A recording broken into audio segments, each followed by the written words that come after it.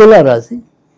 తులారాశి వారికి ఆగస్టు నెలలో గోచారం ఎటువంటి సంతోషాలని అందిస్తుంది, ఏ అంశాల్లో వీరికి పురోభివృద్ధిని కలిగిస్తుంది ఇత్యాది విషయాలన్నీ కూడా మనం తెలుసుకుందాం. వృషభ రాశికి తులారాశికి అధిపతి ప్రధాన కారక గ్రహమే మరి శుక్రుడు. మరి మనం చెప్పుకున్నాం, శుక్రుడు అంటేనే శుక్రుడి యొక్క అధిష్టాన దేవత మరి లక్ష్మీదేవిగా ఇంద్రాణిగా కూడా చెప్పుకోవటం అనేది జరుగుతూ ఉంటుంది. కనుక ఏదైనప్పటికీ కూడా తులారాశి వారు సాధారణంగా వారికి ఉన్నంతలో సౌకర్యవంతమైన జీవితం గడపడానికి ప్రాధాన్యత ఇవ్వటం అనేది అయితే ఉంటుంది. ఏదైనా కొంత విలాసాలకైతేనేమి, వారి వారి యొక్క వ్యక్తిగత సంతోషాలకైతేనేమి, అలవాట్ల కోసమైతేనేమి ఎక్కువగా ధనం ఖర్చు పెట్టడం అనేది కూడా ఈ తులారాశిలో జన్మించిన వారికి ఎక్కువగా ఉంటూ ఉంటుంది. అయితే ప్రస్తుతం ఉన్న ఈ ఆగస్టు నెలలో మరి వారి వారి యొక్క సంతోషాలు కానీ సౌకర్యాలు కానీ మెరుగుపడతాయా, వారి వారి యొక్క మనోరథాలు ఎంతవరకు ముందుకెళ్తాయి అనేది కనుక చూసుకున్నట్టయితే ప్రస్తుతం ఖచ్చితంగా వీరికున్న గ్రహస్థితి వీరి యొక్క సంకల్పాలన్నింటినీ కూడా సాకారం చేసేలాగానే కనపడుతోంది. ముఖ్యంగా ఎన్నాళ్ళ నుంచో మరి పరీక్ష పెడుతున్న వ్యక్తులు క్రమంగా వీరి యొక్క పంచం చేరటం అనేది, లేదా ఎంతో కొంత వీరితో సయోధ్యకరంగా ప్రవర్తించడం అనేది వీరికి నైతికంగా బలాన్ని చేకూర్చడం అనేది అయితే కనిపిస్తోంది. వృత్తి ఉద్యోగాల్లో మిమ్మల్ని ఇబ్బంది పెట్టేవాళ్ళు ఎంతమంది ఉన్నప్పటికీ కూడా వారందరి మీద మీరు ఖచ్చితంగా పైచేయి సాధించి విజయ మార్గాన్ని అందుకోగలుగుతారు. అటు ఆరోగ్య సమస్యలు, ఆర్థిక సమస్యలు, ఇలా ఏ సమస్యలు అయినప్పటికీ కూడా ఆ సమస్యల కాలింగుల మీద కాళీయ మర్దనం చేయగలిగేలాగా మీకు ఈ నెల యొక్క గ్రహస్థితి చాలా చక్కటి వాతావరణాన్ని కల్పిస్తోంది. అయితే మరి ధనాధిపతి వ్యయంలో ప్రస్తుతం ఉండటం వల్ల ఎంత ధనం వచ్చినప్పటికీ కూడా మిగుల్చుకోలేకపోవటం అనేది వేరే విషయం. కానీ మీదైనా ఒక ప్రపంచం అనేది ఏదైతే కోరుకుంటారో, ఎక్కడ నాకు సుఖం స్వాంతన లభిస్తాయని పదే పదే విశ్వసిస్తారో అలాంటి చోట మీదైనా స్థాయిని ప్రదర్శించగలుగుతారు. అందుకు తగినట్టుగానే ప్రస్తుతం గోచారం కనపడుతుంది. ఇక భార్యాభర్తల మధ్య చిన్న చిన్న విభేదాలు చోటు చేసుకోవటం అనేది అయితే ఉంటుంది.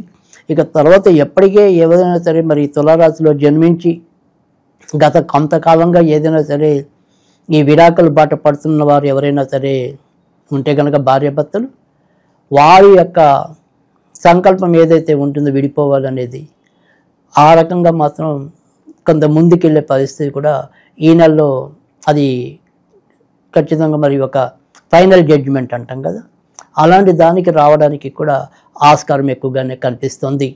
ఇటు వ్యాపారస్తులకు వారు అనుకున్న స్థాయిలో రాణించగలుగుతారు. ముఖ్యంగా ఎలక్ట్రానిక్ రంగంలో ఉన్నవారికి, తర్వాత మరి కంప్యూటర్స్ రంగంలో ఉన్నవారికి, ఏదైనప్పటికీ కూడా యంత్రాలతో ముడిపడి వ్యాపారాలు చేస్తున్న వారికి ఈ నెలలో చాలా చక్కటి ప్రోత్సాహకరమైన వాతావరణం ఉంటుందని చెప్పడంలో కూడా ఎలాంటి సందేహం లేదు. ఇక చిన్నపిల్లల వైద్యులకి, తర్వాత మరి న్యూరోసిస్ తలకు సంబంధించినవి కానీ చర్మానికి సంబంధించిన వైద్యులకి కూడా ఈ నెలలో ఎక్కువ ప్రోత్సాహకరమైన వాతావరణం ఉంటుందని చెప్పడంలో కూడా సందేహం లేదు. ఇక వీరు వ్యక్తిగతంగా ఎటువంటి ఆరోగ్య విషయంలో కొంతవరకు జాగ్రత్తగా ఉండటం అనేది అవసరం. వీరికి కూడా ఇంచుమించుగా మరి కడుపుకు సంబంధించినవి, అజీర్తికి సంబంధించినవి కొంత రావడానికి, వెన్నుకి సంబంధించినవి కానీ కొంతవరకు తలకు సంబంధించినవి కానీ చిన్న చిన్న అనారోగ్యాలు వచ్చే ప్రమాదం కూడా లేకపోలేదు. విదేశాలకు వెళ్ళాలి అనుకుంటే కనుక వారి ప్రయత్నాలు ఏవైతే ఉంటాయో అవి దగ్గర వచ్చి కాలేకపోవటం అనేది అయితే ఉంటుంది. సంతాన పరంగా మరి ఆగస్టు 16 తర్వాత మరింత మంచి ఫలితాలు పొందటం అనేది, అలాగే కొత్తగా సంతానం కావాలని కోరుకునే వారికి కూడా ఆగస్టు 16 తర్వాత కొద్దిగా మంచి ఫలితాలు రావడానికి కూడా అవకాశాలు ఎక్కువగా ఉన్నాయి. ఇక ఇతరత్ర ఈ నెలలో వీరు చాలా విషయాల్లో విజయాలు పొందటానికి ప్రస్తుతం ఉన్న గ్రహచారం తోడ్పాటునిస్తుంది. అయితే మరి ఏదైతే బుద్ధికి సంబంధించిన వాడైతేనేమి, తర్వాత మరి ఇంటికి సంబంధించిన వాడైతేనేమి, ఆ గ్రహం కొంత వక్రంలో ఉండటం వల్ల ఏదైనా సరే చిన్న చిన్న అంతరాలు అవాంతరాలు కలిగినప్పటికీ కూడా వాటన్నిటిని ఎదుర్కొని ధైర్యంగా ముందుకు రావడానికి కూడా అవకాశాలు ఎక్కువగా కల్పిస్తున్నాయి. స్థాన మార్పులు కానీ లేదా ప్రదేశ మార్పులు కానీ, తర్వాత మీ యొక్క వృత్తి ఉద్యోగాల్లో కూడా చిన్న చిన్న మార్పులు కానీ తప్పకుండా ఈ నెలలో చోటు చేసుకునే పరిస్థితి కల్పిస్తుంది. నీటికి సంబంధించిన విషయంలో అంటే ఏదైనా సరే ఏ నీరు పడితే ఆ నీరు తాగకుండా ఉండటం అనేది ఈ నెలలో చెప్పదగిన సూచన. అలాగే ఎక్కడ పడితే అక్కడ తినకుండా ఉండాలి అనేది కూడా ఒక నియమం ఈ నెలలో. ఇక ఈ నెలలో మీరు ఏదైనప్పటికీ కూడా మనం ఇందాకే చెప్పుకున్న ప్రతి ఒక్కరికి కూడా ఈ శ్రావణ మాసంలో శుక్రుడు ఏ రకంగా ఎవరెవరికి ఎలాంటి ఫలితాలు అందిస్తాడు అని చెప్పినప్పుడు, ముఖ్యంగా మీ యొక్క ఆరోగ్యం బాగుండాలన్నా, మీ యొక్క శక్తియుక్తులు సరిగ్గా కొనసాగించుకోవాలన్నా కూడా మీ జాతకానికి మీ యొక్క రాశికి అధిపతి శుక్రుడు అవుతున్నాడు. తర్వాత మరి ఏదైనప్పటికీ కూడా మీ యొక్క అనారోగ్యానికి కూడా ఎంతో కొంత శుక్రుడే కారకుడు అవుతాడు. కనుక మీరు ఈ లక్ష్మీదేవిని ఆరాధించడం వల్ల కూడా చాలా మంచి ఫలితాలు పొందడానికి, ముఖ్యంగా మీ యొక్క శక్తియుక్తులు సరైన రీతిలో కొనసాగడానికి, ఏదైతే మరి తులారాశి వారికి ఉన్నారో తులారాశిలో కొంతవరకు మూడ్స్ అంటే వీరు ఎప్పుడు కూడా ఒకే రకమైన భావజాలంలో వెళ్ళలేకపోవటం అనేది, ఏదైతే చేయాలనుకుంటారో అది చకటక చేసేయాలి అనుకునే దాని మీద కొంత దృష్టి సారించడం అనేది, దీనివల్ల ఒక్కోసారి అంతర్గత శత్రువులు పోగు చేసుకోవటం అనేది కూడా శుక్రుడు వల్ల అవుతూ ఉంటుంది. కనుక ఆయా విషయాల్లో కొంతవరకు మనం అంటే మన కింద పనిచేసేవారు అయితేనేమి, తర్వాత మనతో బాగా సన్నిహితంగా మెలిగే వారితోనేమి ఒక కంట గమనిస్తూ వెళ్ళవలసిన అవసరం కూడా ఎక్కువగా ఉంటుంది. ముఖ్యంగా ఈ నెలలో మరింత ఎక్కువగా ఉంటుంది. ఎందుకంటే అదృష్టకారకుడు కూడా కొంతవరకు మనకి వక్రంలోనే నడుస్తూ ఉండటం అనేది, తర్వాత మరి గురుడు దానికి సంబంధించిన గ్రహం ఎవరైతే గురుడు భాగ్యస్థానంలో ఉండి కొంతవరకు తండ్రి వైపు ఉండే వారి వల్ల ఏదైనా సరే చికాకులు కలిగించడం కానీ, తర్వాత కీలకమైన వ్యక్తుల వల్ల కూడా మనకి కొంతవరకు కొన్ని సందర్భాల్లో ఇబ్బందులు కలిగించడం కానీ ఉంటుంది.